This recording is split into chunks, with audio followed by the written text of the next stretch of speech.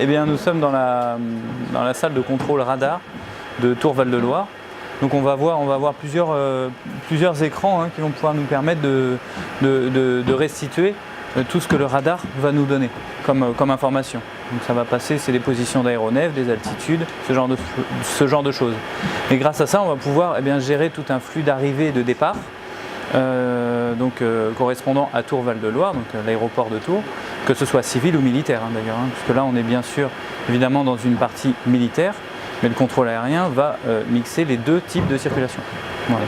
Et notre but, ça va être de gérer et les arrivées et les conflits potentiels. Ce que nous on appelle des conflits, ce ne sont pas vraiment des conflits, mais on va dire pour éviter des rapprochements dangereux, on a des normes de séparation à respecter. L'écran radar, proprement parlé, c'est un écran panoramique à 360 degrés. Grâce à ça, on peut repérer justement lors du dernier événement la position de l'avion, de l'aéronef en détresse, ainsi que son altitude si elle est disponible, et surtout son comportement. Son comportement, j'entends par son comportement en vol.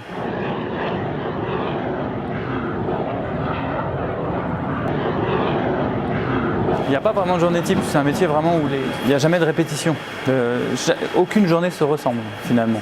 Donc on va se retrouver parfois avec une activité plus que débordante et parfois avec un petit peu moins d'activité, c'est vrai, mais par contre pour éviter que les choses soient monotones et qu'on reste au même poste de contrôle, eh bien on va retrouver tout simplement une sorte de planning, même sur la journée, pour ne pas rester plus de 2 heures sur le même poste. Donc on va avoir une deuxième partie autre que le radar où on va faire du contrôle à vue.